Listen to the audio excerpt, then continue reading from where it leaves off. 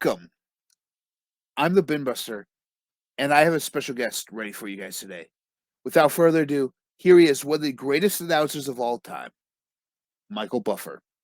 So, for the thousands in attendance and the millions watching around the world, ladies and gentlemen, let's get ready to rumble!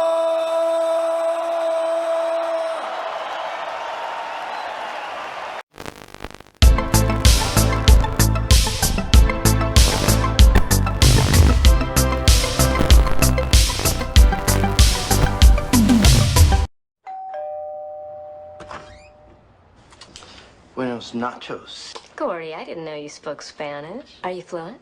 No. I feel fine. Gordy and Sean had dead-end jobs. People always said I was a dreamer, an idiot, and a waste of life, and I will never amount to anything. Hit me, baby, one more time. No luck with the ladies. Brittany, let's go out again. We'll talk about me and you. Dude, you're in there. And no one to look up to. Freeze! Your sister shot her first perp today. That's nice, Gabby. But at least they had a hero. Jimmy King is the greatest wrestler of all time. Wrestling's fake. Wrestling's not fake! Down goes Jimmy King! Oh my God, a four-post massacre! No one can survive this! This isn't even a pay-per-view! Damn it! Damn it! Damn it! We made it! We're live! Would that be raw sewage I'm smelling? I kinda always like that smell. Now these dreamers Me and my associate, we're on a quest to find King. It's him! King! will go to any lengths Please cry out! No! Oh, that was great! and do whatever it takes We got a friend. He's gonna get you a trainer. Everybody knows wrestling's fake. to put their king Do I feel fine? back on his throne. Any match, anytime. The steel cage.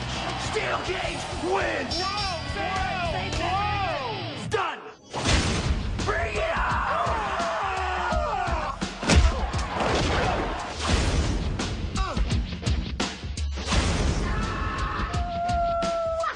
We are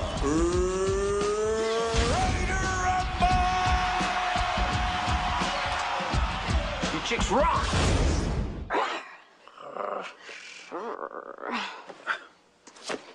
Woof, woof, woof. Ready to rumble.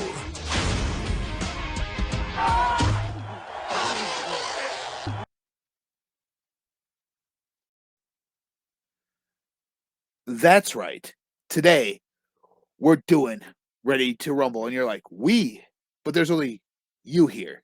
Yes, I got another surprise for you. I have a good friend here. I have Will he's a wrestling podcaster. Will, introduce yourself. For those of you who don't know, I am the Will Gray. I'm the host and lead writer of Botch Pots and Share Shots. I call myself a chef by trade and a mark by choice.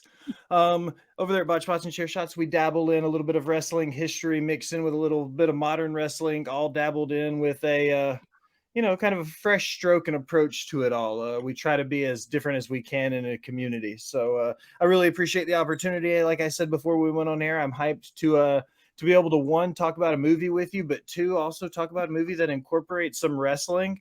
And I'm going to shine some light on the backstory of how a movie influenced the wrestling world at a time when something happened that's still to this day one of the most controversial moments in WCW history happened because of this movie. So it's your boat. I'm just here for the ride, man. I'm excited to do it. So let's roll. As you guys could tell from the intro and my buddy Will here, we're talking about the David Arquette, Scott Caan, Oliver Platt, Joey Pantaleone, or Joey Pants movie entitled Ready to Rumble. Early 2000s brought us a movie, like Will said, with such great poise and everything. A movie about wrestling that, if better, would have sparked something bigger for WCW. For those of you that don't know, WCW is, or was at the time, a big competition for the WWE. They're now defunct because they're now WWE bottom out, and they're now that entire history is now part of that company. So that's a little backstory there. Let's get on with this movie. Will, I just got to say, that opening title sequence of this movie, I actually enjoyed. Just hearing the history come from David Arquette himself with the Bruno Sammartino, all these, and then you get into the movie aspect of Jimmy King. Talks about Jimmy King, and he's sitting there in front of like a small mom and pop 7-Eleven shop and talking to kids. Will, growing at this time in your life, were you one of those type of wrestling fans like Gordy and Sean were? I mean, full disclosure, my mom has pictures of me dating back to like 1988, 1989, playing with my little Hasbro ring. I've been, my catchphrase on my show is a chef by trade and a mark by choice. In a previous life, I was an executive chef. I worked in hotels for 15, 16 years. And then I transitioned into a journalism degree that I had never used. And now I write and cover indie wrestling a lot. I interview indie wrestlers and stuff like that. Growing up, I grew up in the belt buckle of the Bible Belt here in Tennessee, man. So there were a couple things we took real serious: high school football, church, and pro wrestling. And at that time, coming out of the NWA days into what was the Ted Turner buyout in 1986, when WCW became a thing, that's what we were pretty much spoon-fed. Saturday mornings, Saturday nights, Tuesday nights, all the big TV spots were filled with the remnants of Jim Crockett Promotions.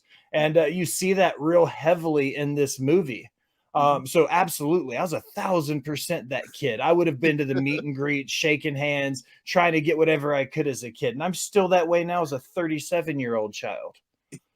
And that's pretty much what Gordy and Sean are in this movie. They're those adult children, those adult childlike wrestling fans. And you could, especially Gordy more in this movie than Sean. Or yeah. Gordy is, yeah. No, go ahead. Gordy is like one of those guys that thinks it's real and breathes this. Obviously, you guys know it is a stage performance. At times it's scripted as to who will win. They know who will win, but it's the action in the ring is actually done by the two men and the ref, usually giving a little bit of insight to that. So here we are. I've known people like this growing up that thought it was real. I mean, you're talking early 2000s. I was in high school, and that's when NWO was huge. It was NWO and DX. Literally, we had people in my high school wearing NWO shirts and DX t-shirts, and they were like walking down the hall, separating each other and just staring each other down. You could tell. But when those shirts weren't on, they were the best of friends, those guys. But when it came to wrestling, that's who they were. They were those two groups. Well, at this point in the late 90s, early 2000s, yes, the wrestling term kayfabe comes to mind here, which is the presentation of what is on screen to be presented as a true story. By this point, kayfabe wasn't as big as it was in the 70s or 80s or even in the early 90s. A lot of people knew they had pulled the curtain back far enough that people knew that wrestling wasn't. I don't like using the words real or fake, but in context, when people found out that it was a predetermined sport, they were like, oh, okay. But at this point, this is that weird end of the Attitude Era, 99, 2000 range, where if you go to certain parts of the South and certain parts in big television markets, it calls back to the guy in the AEW crowd crying, and it's like, it's still real to us, damn it. You know what I mean? Like, there's still people that still think, even though they know it's not, they still believe it's real. They're so invested in the characters that they see on screen or the characters that they see in those rings. And Absolutely. thus Sean and Gordy in here are invested in Jimmy King. It's all about Jimmy King. For those of you that don't know, Jimmy King is played by Oliver Platt in here. He's not a real wrestler. Most of you guys might remember him from the Three Musketeers with Charlie Sheen and Kiefer Sutherland. That's where I remember him from besides this movie. I know he's done other things, but that's what I like to remember him in. But he plays Jimmy King. He is the big guy in WCW in this movie. He is the world champ. He has his king's men with him, which is Perry Saturn, Kurt Hennig, and Conan. Yeah. I'm like, what a weird bunch if you think about that.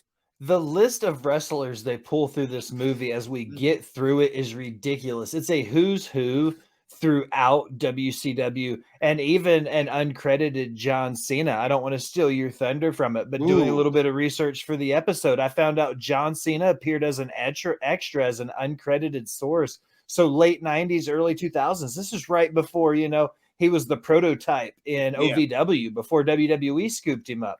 So like deep diving into this on that side of it, I was like, this is kind of cool looking back to it. So tons of wrestling personalities, even from the get-go all the way to the last bell, so to speak, just nonstop who's who of WCW. Well, and as it gets going, you're like, wow, if you were into wrestling at this point in time, you could actually honestly sit there and name everyone you see. Yeah, there was one that I'm like, who is that with the red singlet? And then I'm like, I see Hammer on the back. I'm like, oh, that's Van Hammer. At that time, I didn't recognize him because that was a different look for him. But once I saw that hammer, I'm like, oh, that's Van Hammer. So, but everyone watching out there, you have to understand at this time, Chris Jericho, Eddie Guerrero, Chris Benoit were not part of WCW. Those guys were still in your Smoky Mountain Wrestlings. They were still in your ECWs. They were at this point, because keep in mind, this was 2000 release, which means it was probably filmed 98 to 99. Yes. So either those guys were real fresh in WCW or hadn't even made it over from some of these other promotions yet. So the ones that we do get, Rey Mysterio, Perry Saturn, Kurt Hennig, Disco Inferno, Bam Bam Bigelow, Macho Man Randy Savage, all of these guys had either been to WWE and have now moved to WCW, or we're in WCW and had never been to WWE yet at this point. Yes. So it's such a weird like mix of wrestling history right here in a bottle because of what happens in 01 when WWE buys the competition in WCW. And it's kind of weird in here too, knowing some of these wrestlers and their characters that they portray on screen and how they're portrayed in the movie. Because DDP is pretty much the WCW version of The Rock. If you he was the people's champ. Everybody loved him. Yeah, he's the people's champ. Here, he's the villain. He gets to play the big bad boy heel. He's got the henchmen that follow him around. They cheat King out of the title. And that's kind of the whole basis of the whole movie is DDP gets to play a pro wrestler playing a heel when he's the quintessential baby face at this point in his career. So it's like he gets to get out of his comfort zone a little bit and be somebody he's not on the television. Because if you watch WCW TV, DDP's a good guy at this point. So go ahead. It's kind of like John Cena and how when he first was in the last Fast and Furious movie, you're like, oh, this is not going to be good. He's too much of a good, clean baby face. And then you see him in that role, you're like, holy cow, okay. Kind of the same way with DDP in here too. Yeah. But DDP, nice guy in real life. I've actually met him once. I actually was at Starrcade when the first All In happened here in Chicago. And what a fantastic show that was. Yes, it was. And I did the Starrcast stuff, and so one of the things was a yoga session with DDP, doing DDP yoga. And that was actually phenomenal. That's a great program. Seeing how far he's become and how he's helped so many athletes, as well as professional wrestlers, regroup their bodies after severe injuries and everything, or even after severe health scares too, is amazing.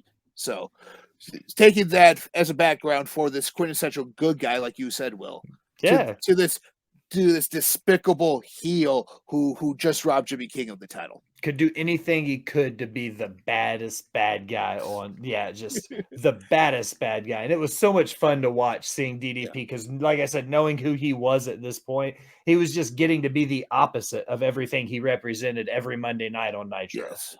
And see, this is Gordy and Sean's dream. They want to be professional wrestlers. And Gordy's dad's like, be realistic, become a state trooper like I am. which will play into later on in the movie too, and a whole big spiel of like movie oh, the parents are finally proud of the kid because of this. But how funny is it that in here David Arquette is playing a state trooper, and it's almost very reminiscent of the costume he wore in Scream. He did. He played what was Sidney Prescott's brother. He was Yes. the deputy sheriff or Yeah. whatever for the town. Deputy Dewey. Yeah, Deputy Yeah. Dewey. Yeah. Well, shameless plug for Scream 6 about to come out. I'm so hyped for that. Yeah. But looking at David Arquette's work all the way throughout his career, he's always had that. He's not a typecast actor in a lot of ways when you think of typecast actors. No. But throughout the history of his career, he's kind of always played that that lucky, like, I don't want to say lucky in a sense because in Scream he dies and blah blah blah, spoiler alert, but like he always seems to be that comedic relief that kind of fumbles his way through the movie somehow, and he does that in everything he plays, and it's kind of brilliant because he lets that become his entire existence, and he's great at it, like kind of figure out what you're good at and go, and he's done it in everything, and that character is a perfect example of it. Exactly, and lo and behold, in there, Jimmy King is ran out of WCW. So in that realm, it's up to Gordy and Sean to bring him back. They want the King back, so they talk him into. Then they go to his house, talk with his ex-wife, who hasn't seen him in 2 years, and his son, who doesn't want anything to do with them. I'm played by the ever lovely and fabulous Caroline Ray in here. I'm like, she was perfect in that role. But with all this, they go and they find King in his mobile castle, as they call it, his RV. Yeah, yeah, in his RV, and he goes, and he doesn't want anything to do with them. He goes, "We'll pay you for 5 minutes. How much do you have? $30. $30 for 5 minutes with the King for a meet and greet. Yes, you have 5 minutes. Come in." And they talk him into coming back, and how he was robbed out of the title, and he owes it to the fans, pretty much, is what they're saying, of you need to come back and you need to do this for us. And so they talk him into it. They go, and there's a whole training montage with him getting back with Sal Bandini, who's played by Martin Landau in here, who's like a 105-year-old guy. It's like the trainer from Rocky turned up to 12. Yes. And it's hilarious because when you first see him, Jimmy King goes to shake his hand, and he's like puts him in a submission hold. Yeah. And it's like the weirdest submission hold ever. It's like his arms across his face and he's holding his nose. He's like, tap. It's like, okay. And then when he opens up the door, you see a high school wrestling team just walk out, bandaged and bruised up and everything, because he's training them too. It's like, okay, this guy means business. It reminds me of the stories you hear about Stu Hart in the dungeon, coming back from the old Stampede Wrestling days, where these big, bad football players and athletes would go to the dungeon. They're going to be pro wrestlers, right? Pro wrestling's fake. And then little old 80-year-old Stu Hart's down there in the basement, and he's like, come here and let me show you. And he's like stretching them and just beating the hell out of these athletes. And then they all go home bruised up and banged up. And that's kind of what it reminded me of, is these like high school wrestling guys leaving with their bags and their tail tucked between their legs because this 80-year-old wrestling coach just beat the crap out of them. Yeah. And I honestly believe that his portrayal of this character, Sal Bandini, was actually based on Stu Hart. And this whole way he is looked at and treated is the dungeon. So that's absolutely 100% the stories that you hear. If you've ever watched any of the Dark Sides or anything like that about the Hart family, Bret Hart, the sad loss of Owen Hart, the Neidharts, Davey Boy Smith, the British Bulldog, Chris Benoit, everybody at one point, Chris Jericho. It was a who's who of wrestling. And a lot of the WCW guys that were in this movie also came through at one point. Sting was there at one point. Sid Vicious was there at one point.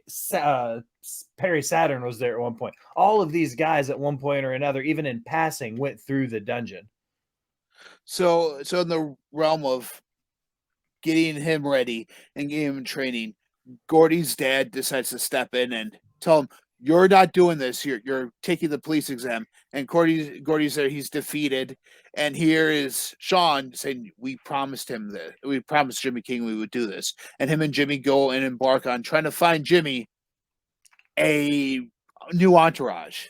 And so it's a variable, hey, let's come up with the craziest gimmicks ever, like the Siamese twins, who weren't really Siamese at all. And Yeah.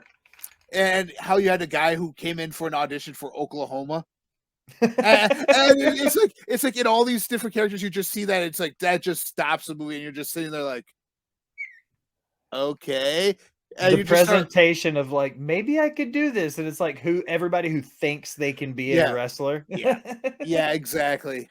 And then we get down to what was it, the chewer, who is like a hillbilly who chews tobacco, a firefighter, and what was she, a stripper? Pretty much. Oh, just call it pretty much a nitro.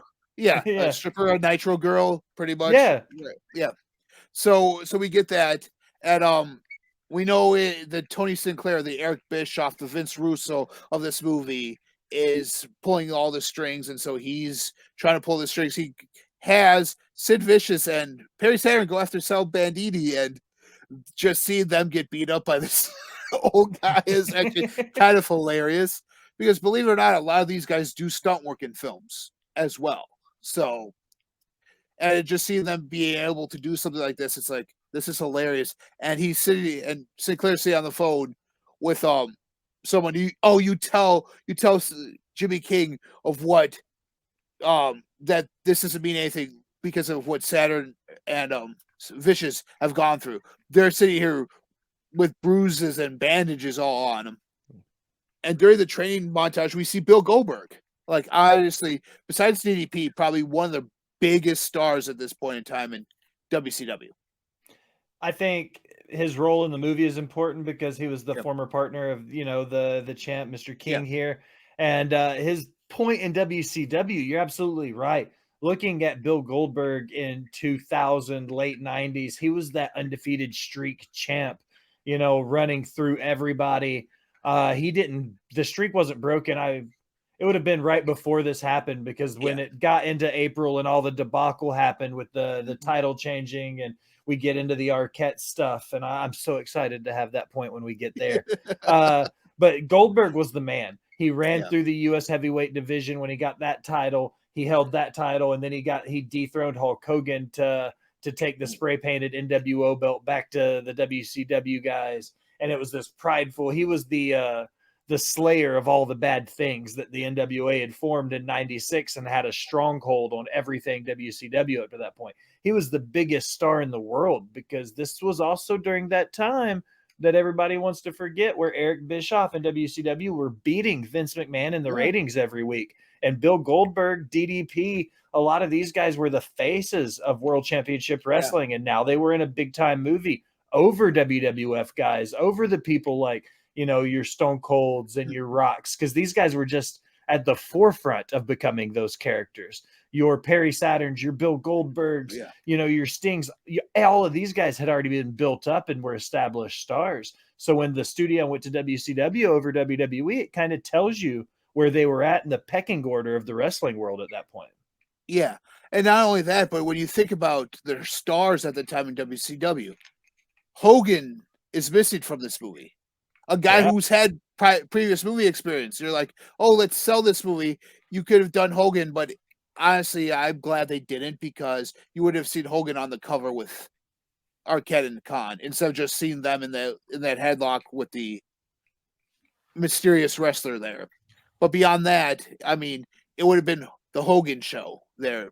So shining a light on everyone else who didn't really get the spotlight at that time, or relegated to the warm-up matches for the NWO, it was a breath of fresh air for that. You're absolutely right. A lot of these guys had been relegated to the mid-card. So it kind of put that big light, that silver screen image on a lot of these guys who had been kind of forgotten in a run in the WCW, when some of these stars were just like big time stars. Your Booker T's, man, when he got the WWE, he continued with a rocket attached to his back after the WCW push. So like some of these stars just got overshadowed for a little while because of the Hulk Hogan Express that were, like I said, when that happened in 96, that was such a shifting point for the business that they had, when I say a stronghold on WCW in the late 90s, they had it. If you know anything about the wrestling business, like WCW was owned by NWO for the better part of 4 years. Exactly. They had their own pay-per-views and everything. It was crazy at that time. It was like NWO almost became its own company. It almost looked like at one point in time it was going to spin itself off and become its own company. They had projections for a brand split. All of that was put into place, but they also saw the biggest problem with running a wrestling promotion, man, is they're fucking expensive. I'm sorry for cussing. Is it okay? Can I cuss? Yeah, that's fine. That's okay. fine. But yeah, like they're really expensive to run a wrestling promotion, and WCW was bleeding out. So Ted Turner was ultimately just like, he wanted to sell the library and the rights to the wrestling stuff to get it off TV because of the money they were losing. And that's ultimately how WWE ended up with them. Yeah. The name on the contract says McMahon. Yeah. But Shane McMahon. Yeah. I will kill the WCW with my bare hands. I bought my competition. Yeah, exactly. Exactly. At that time, it was like, real. Well, like you were speaking about kayfabe earlier. That part right there that we just mentioned was kind of breaking kayfabe there, because here you have the two biggest companies in the world at that time. Now one is superior to the other one. The one that was losing is now buying out the one that was winning. Well, you got to keep in mind too, the people that were channel flippers. Like I said, I grew up in the Southeast. I was watching a lot of WCW. So the night I was watching WCW and Vince McMahon showed up on WCW programming explaining to us that he bought WCW, and then I flipped it immediately over to WWE programming, and it's the exact same thing, and you realize what's going on. Yeah. Granted, dirt sheets existed, but they're not quite as much as they are right now.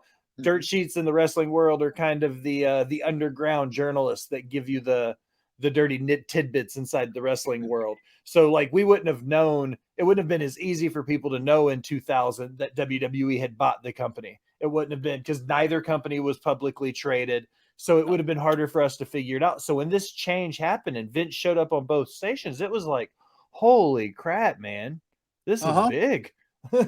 Yeah. And with this feel, you almost get that feel of it in this movie, is that this was WCW's or like you said, late 90s, early 2000s. They were hemorrhaging the money. They were on their last legs, so to speak. But also at this point, they were at the peak, and they had been beating WWE for so long. And then when the Attitude Era started and that differences started to come down, they knew that it was nowhere but down from here. So that's when they started to have all the fun. Those last couple of years, it was like senioritis. WCW didn't care what they put on TV. No, they didn't. And we got stuff like the Millionaires Club versus the New Blood. We got electrified steel cage matches and stuff. Yes, we did. What was the Judy Bagwell on a forklift match during that time period too? It absolutely was, yes. I've got a list of things. The Russo's Revenge match from 2000, where he did the War Game style triple cage match that was based off of the Ready to Rumble cage. Like, all kinds of silly stuff came out around the time of this movie because WCW knew they were going to be closing, but they had all this money to play with because they had so much success in the 90s. Yeah. And so with that, like we said, we get to the train montage. We go to the MGM Grand. We have Royal Bash, which is their big pay-per-view. I'm going, were they trying to promote a new pay-per-view coming into this movie? Or I knew that they made it up for the movie because it was Jimmy King and he was supposed to probably be champion at that time because it's his Royal Bash. Kind of made sense. I'm going, they could have made it a Slamboree, but I understand rights issues and whatnot. It's predominantly a WCW movie anyways. They could have done it like Slamboree, or even another big one like not Fall Brawl, Bash at the Beach. Bash at the Beach, Slamboree, Starrcade. Starrcade. Yeah, That was the one I was Starrcade was thinking their of. WrestleMania. Yeah, that's the one I was thinking of, Starrcade. And then you get in here, you get Michael Buffer, like I said, Classic goat. doing his classic WCW pay-per-views. You turn into those pay-per-views just to hear him. Or the big card matches on Nitro. You turn in just to hear him speak and announce it. That's very iconic. Then we get the introduction of Jimmy King, and probably one of the funniest things I've ever seen, Scott Caan on fire and doing a little dance up there. It's like, oh, is this his character? And then, oh no, just watch out for the pyro. And they come out. DDP comes out by himself with his supposed music. I know they couldn't do his actual music at the time, so they came up with something which was reminiscent. It wasn't as iconic. It was reminiscent of it.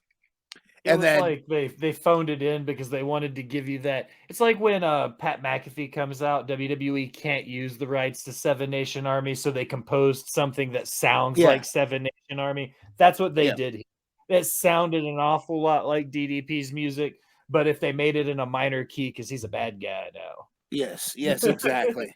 Exactly. And then they lower the triple cage down, which is like a Hell in a Cell cage size with a regular cage on top of it with an even smaller cage on top. And I mean, looking at this thing, you're looking at it, probably seeing it in person, you're like, oh, that's crazy. Well, but just knowing how wrestling works and stuff like that, it was probably a nightmare of a match for the performers and everything. It was I can tell you, I'm not at all an in-ring worker. I took some bumps when I was younger, early in college. I went through some training, played on some ring crews. Like, I've taken a bump, but I am by no means a worker. I'm prefacing this conversation ahead of time by saying that. Starting in the territories, the AWA did a triple cage match similar to this then. And the workers complained about how unstable it was when you were walking around on top. It was so hard. They didn't want to take bumps because they were afraid they would fall through. They couldn't really get good grasp and hold. So it was just a lot of ugly brawling.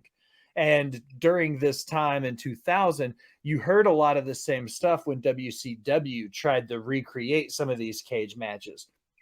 The workers had an absolutely terrible, it was just a murderific scene of terrible in-ring work, because when you get on top of a cage and then it's suspended on top of a cage, then you get on top of another cage, you're literally like almost like you're on a trampoline at this point by how much motion is happening. So for these guys to get up there and try to actually wrestle is just not happening. Well, like you could see it during the Hell in a Cell match with Taker and Mick Foley and how unstable that ceiling was there. Well, keep in mind, in 98, they were just like, you know what, F it. We'll just use zip ties. Yeah. I think that'll be enough. Yeah. With holes in the side of the cage for the cameras. Yeah. Yeah. Oh, so we see that DDP gets handcuffed, spends a good amount of time handcuffed to the side of that cage because of Scott Caan's character Sean in there. And then we see Juventud and some masked character show up and battling Jimmy King.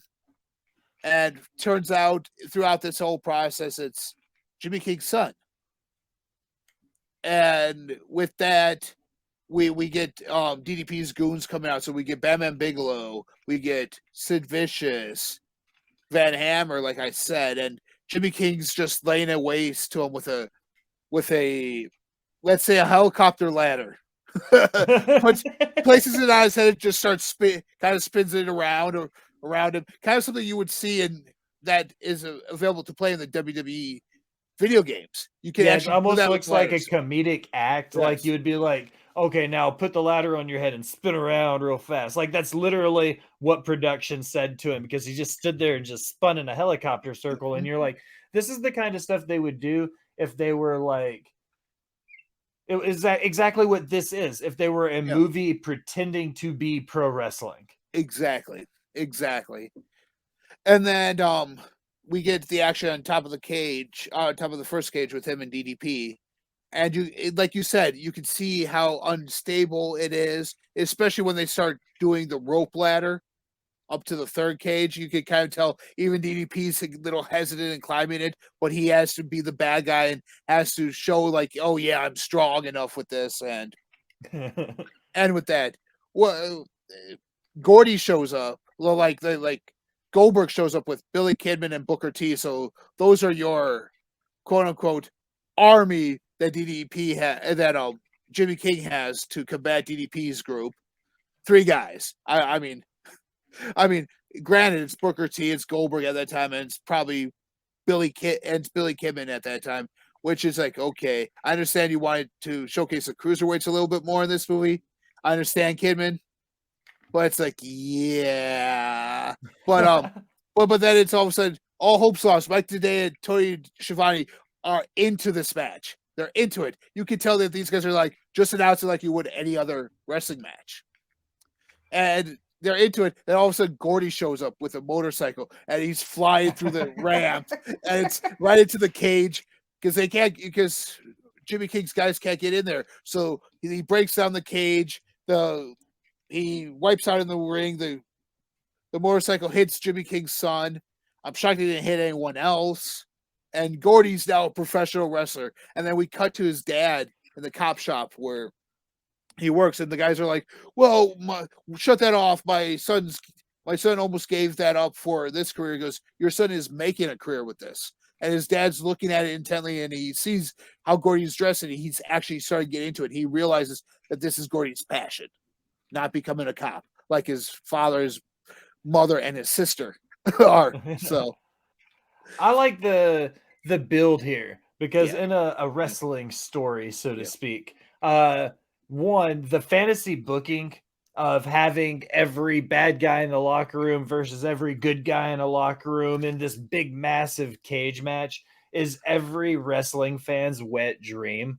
And WCW allowed it to happen for this movie. So big props there.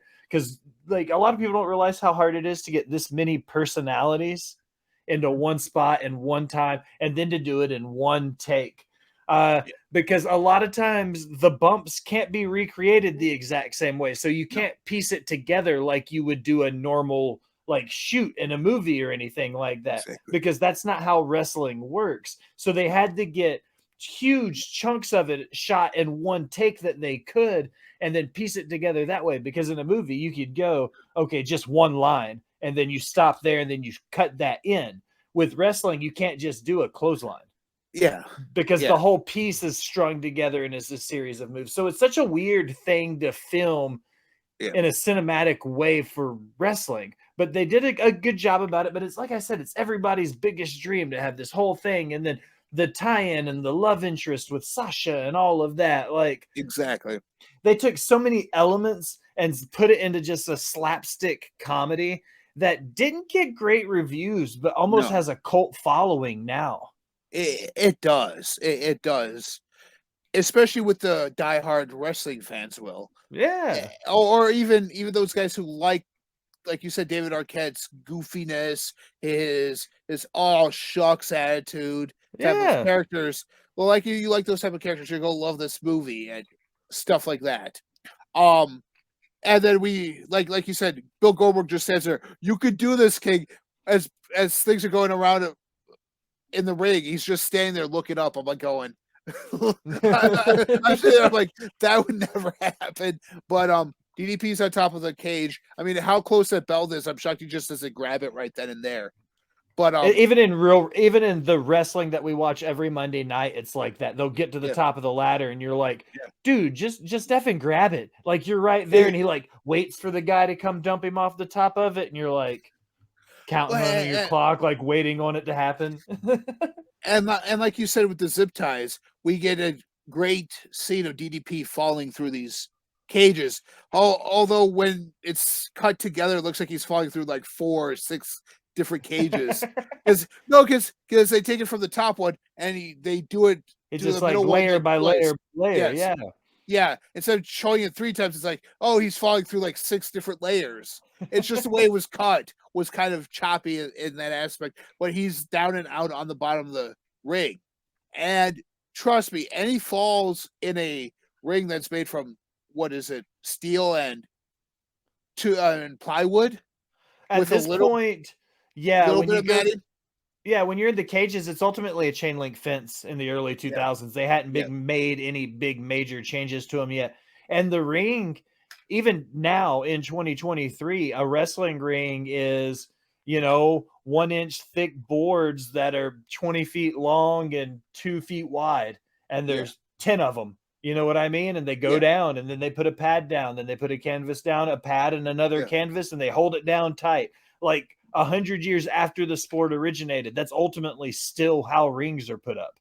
Yeah. I put them up multiple times a month, and they're all still the same way: post, metal beams, wood boards, pads. Yeah. Yeah. And so knowing that DDP probably just like when they filmed it, they probably said, okay, we're going to drop you from 1K, but from like a top of a cage down to like the top of another cage. So Yeah. then they probably filmed it gradually, him falling, or even him holding on to the top and be like, now fall into the ring. Okay. And type of like that, and then just piece it all together. But he's down and out for the count. Jimmy King gets up, grabs the title. He's now back on top.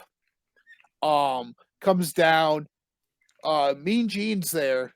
No, or is it Tony? I forget who's in there It interviewing. should have been Tony Schiavone, I Yeah. believe, was the Yeah, one. Yeah. it was Tony asking him, oh, you're not going for the takedown, so unify that. I'm going. And Bill Goldberg comes in, yeah, I'll be happy to be your partner again. He goes, I have a partner. It's Gordy. He is the Law. And now we have the King and the Law together. And then Sean becomes their manager. And it's just see that belt on Scott Caan right there. It dwarfs him. It like makes him look smaller than what he truly is. That's the beauty in it, though, because at one point that was the way, like the whole point of the wrestling title and the championship and the belt originated. It was supposed to be this big ornamental thing that was supposed to be big because the guys who had them and wore them were supposed to look larger than life. They were supposed to be these big, brooding guys, big muscle heads. And so the imagery of this like average dude, just a regular Joe Blow kind of guy, like putting this huge belt on it, just kind of dwarfs him, and that's the way it was, the symbolism behind what it was, because those belts used to be that way, where the guys had to be, 6 foot, 7 foot tall and bulletproof for it to wear right. Even with Oliver Platt, it kind of doesn't look right on him, too.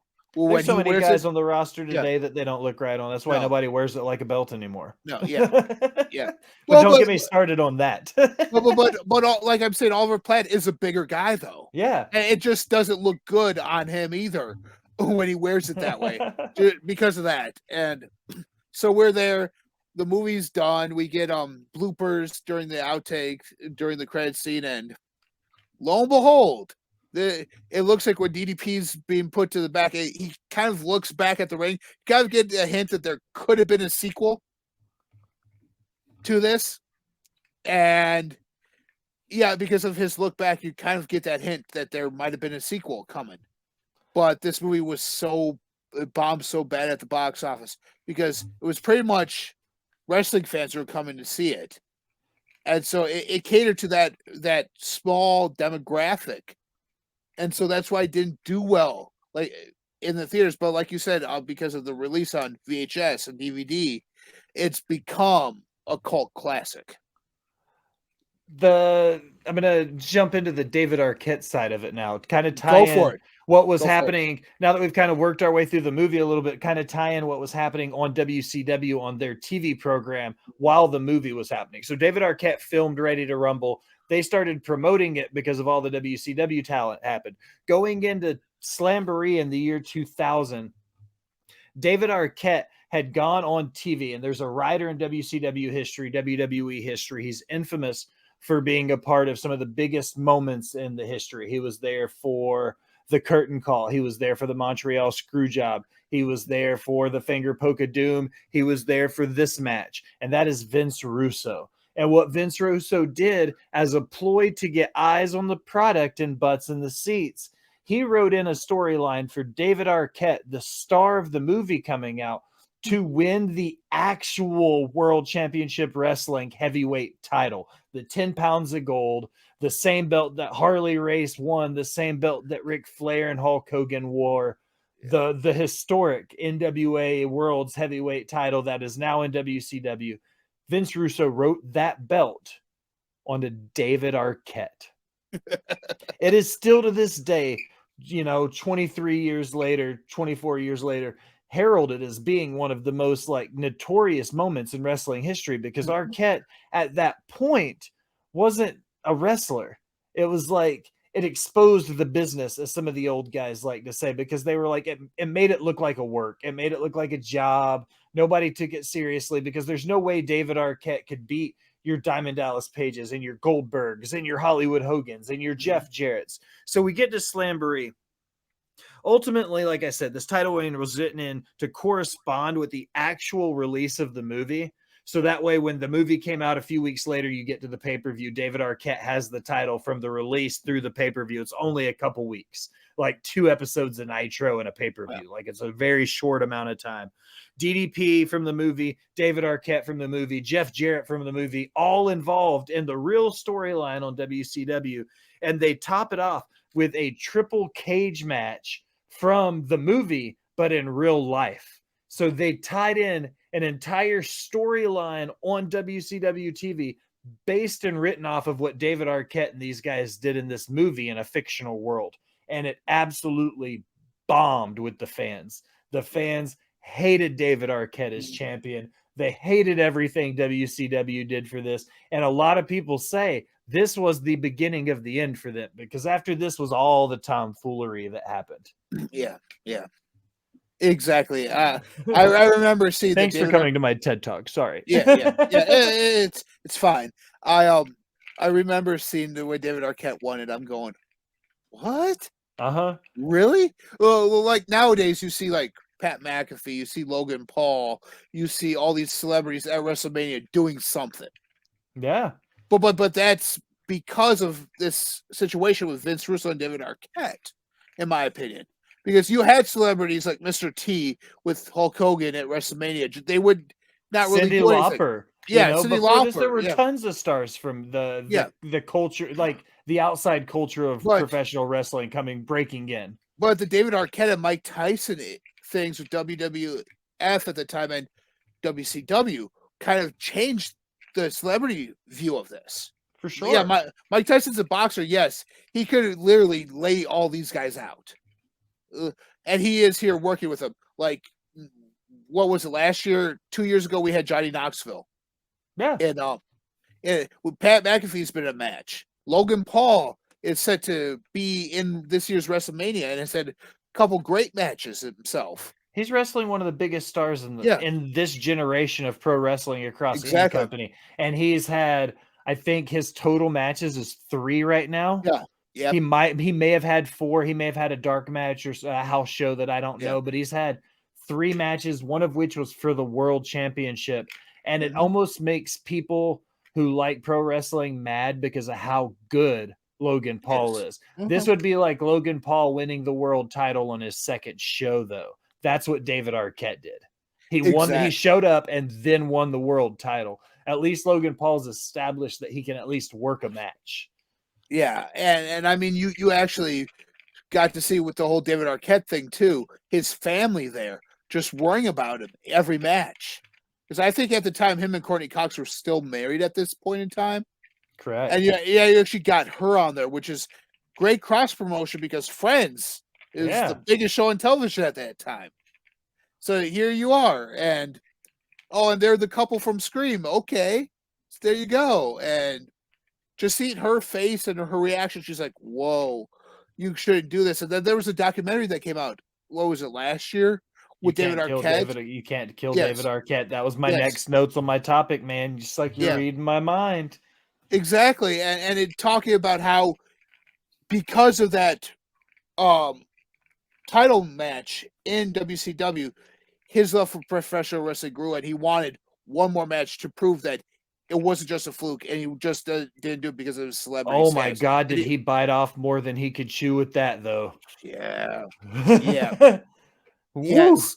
If Nick Gage is not somebody to be trifled with, and David Arquette tried to trifle with Nick Gage, And if you, I'm not going to open up the deathmatch wrestling conversation for this. no. Just Google Nick Gage and the word pizza cutter. That's all you need to Yes. know. Just go Google it after you're done listening to us. Yeah. Matt He's Gage, Matt not. He's Cardona. Yeah. yeah. He's not to be trifled with. Deathmatch wrestling is its own cup of tea in the Yeah. wrestling world. And David Arquette went from a very controlled, scripted WCW ready to rumble world to going, Yeah. I'm going to go to the indie scene, you know, the depths of reality, you know, to death match wrestling. And he wrestles. People still to this day call him the king of the death match. And David Arquette got his ass beat, but you know what? He owned it. He did. He owned it. It was kind of like how they always say in the wrestling business, he paid his dues. Although For he sure. paid his dues after the fact he became champion. Yeah. And He went it was back one of those to things do it right. yeah. And I think that was that instilled respect with him within the sport of wrestling.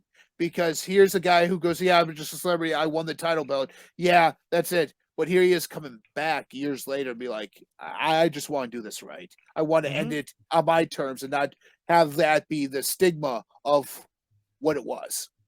You're absolutely right. And he did it right. He did. He proved it. He went back. He trained. He had a couple matches. I believe he's had a few matches since the Nick Gage ordeal where he showed up on a couple indie spots and ran them. And I mean, you give the guy, you kind of give him props. You know, like you kind of give him props for getting his teeth kicked in a few times and still wanting to go back, just out of love for a sport that wanted nothing to do with him. Yeah, exactly. And especially in these indie scenes where he's coming in, he's their biggest star that they have. He's their draw for these shows. And he's the most hated champion of all time. Exactly. But he still puts butts in the seats. He still gets people to pay those tickets to come see him. And that's what being these larger than life characters in professional wrestling is all about. Getting those fans out there to love these characters and get their butts in the seats, no matter who it is. No matter if you're booing for them, no matter if you're jeering them, no matter what. No matter if you're throwing a cup of water at a little kid. There's a whole platform now on TikTok, the social media clock app, if you will. A whole movement that David Arquette is the greatest world championship wrestling champion of all time. And the whole reasoning behind it is because, yes, he was written into a story and people hate for what he did. But people don't realize that when Arquette was champion, all of his WCW money, he donated to charity. He never took a dime from WCW. All of his work since in pro wrestling, every dime he's made in pro wrestling has been donated to charity. Everything he's made off of rights from the royalties from when he was on TV have all been donated to charity. He's an undefeated champion, if you will. So there's a whole movement because of how good of a person David Arquette is outside of the ring is what makes him the greatest WCW champion of all time. And jokingly, I'm like, once you hear their platform, I'm kind of like, you know, it kind of makes sense. Some of those other guys were dirtbags. Like maybe David Arquette's not as bad as we thought. Exactly. So what I like doing at the end of these, Will, is asking my guest, should this movie be forgotten? Well, like, because, and obviously this whole premise of it hasn't gone past DVD. Usually most people don't talk about movies that they're still on the DVD format because Blu-ray, 4K are the better quality. And I agree, they're the better quality, better formats. So should this movie be forgotten? Absolutely not. One, as a sports movie, two, as a wrestling movie. The wrestling media, so to speak, if you want me to put my presentation on to why this movie needs to be put into the cinematic Congress or whatever, in the wrestling genre of movies, this movie is very symbolic of what the time was in the sport. If you were to get rid and erase this movie from history, your Billy Kidmans, your Stings, your DDPs, will they be forgotten from wrestling? No, this wouldn't eliminate all of their work, but this was a shining moment for so many talent that didn't get the light shined on them at this point. Yes. It's not the greatest wrestling movie. It's not the greatest sports movie. It's not the greatest movie, but it's one of those. It deserves a spot just purely for what it was in pop culture at that point. It bridged the gap of movie, romance, comedy, sports, wrestling, kayfabe, breaking kayfabe. Like, it pulled the curtain back. It made you believe it was real. It did so much for wrestling that I feel like it has to be saved. You know what I mean? Like, this is what if there were 100 wrestling movies, maybe Ready to Rumble wouldn't be as high up on my list. No. But when people talk about wrestling movies, Ready to Rumble is always at the top of everybody's list. So in my opinion, that's why Ready to Rumble doesn't need to be forgotten, why it needs to keep going. I couldn't agree with you more with that one, Will. I agree wholeheartedly with that. There's a handful of wrestling movies? You get into like The Wrestler and some of that stuff and combat sports. But when it comes to a movie that's centered purely around pro wrestling, that's not a documentary, this is one of the few that aren't so bad you can't make it through it. Exactly. And at times, like it had that big production value to it too. And so, I mean, even looking at it, I mean, when I rewatched this, I watched it on my DVD and then I watched it on Amazon Prime. And I'm like, on Amazon Prime, it's in HD. I'm like, it doesn't look bad. Like in that. I mean, I wouldn't ask for a 4K because seeing some of this stuff, you're like, ooh. Like you could probably see the wires pulling on some of these puppets in here and everything. But like you said, it doesn't deserve to be forgotten. It's one of those. And like you said, these men in here and these Nitro girls, these women in here too, shouldn't be forgotten. And I mean, even if you look at your stars in here, Martin Landau is now gone from us. David Arquette really doesn't do much anymore. Scott Caan was regulated shortly after this to other comedies and the Oceans movies, the Oceans franchise, where he doesn't really get much of a big role in there. Correct. Either. And so it's like, this was his time to shine. David Arquette's time to shine. This was Rose McGowan's time to shine in here. And they brought it all to the table. Oliver Platt brought it to the table too. And it just was awesome to look at, awesome to watch, awesome to live.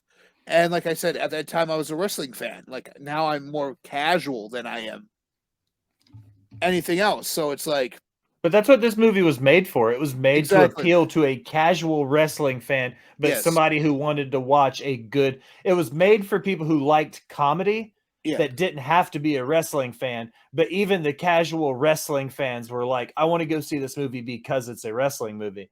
It didn't, like I said, I think it had a 22 is what I wrote down when I looked up the Rotten Tomatoes for it. Yeah, 22%, which is like a horrendous score. The way their scores are worded anyways are a little bit hard to understand. But apparently a 22 means only 22% of the people who critiqued this movie found it appealing.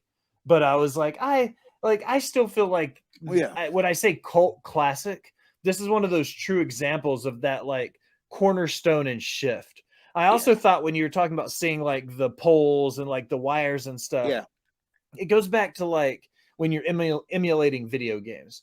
If you put your Super Nintendo on your 4K Ultra HD TV, it's going to look like shit because it wasn't made to be played like that. Exactly. If you take a movie that wasn't shot in 4K Ultra HD and you watch it in 4K Ultra HD, you're going to see all that little nitpicky stuff because that's not how it was shot.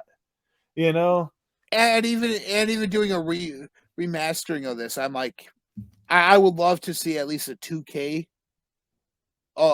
scan of this on Blu-ray. I mean, it would be one of those things that would be awesome to see, but I know it's not going to happen because of the production company now and who owns that. So it's kind of out there in limbo land. But anyways, I want to say thank you, Will, for joining me on this episode of Rewind. Man, I really appreciate it. It was always like when we originally lined this up, I was like, yes, I want to do it. And then, stuff always happens. Then when we got back together, I was like, just tell me when.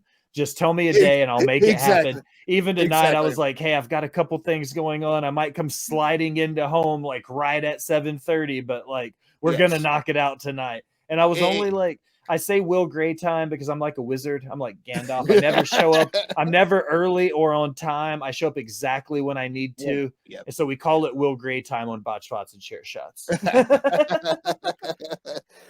And always remember, folks, we need to watch these movies. We need to talk about them. But most importantly, remember to be kind and rewind.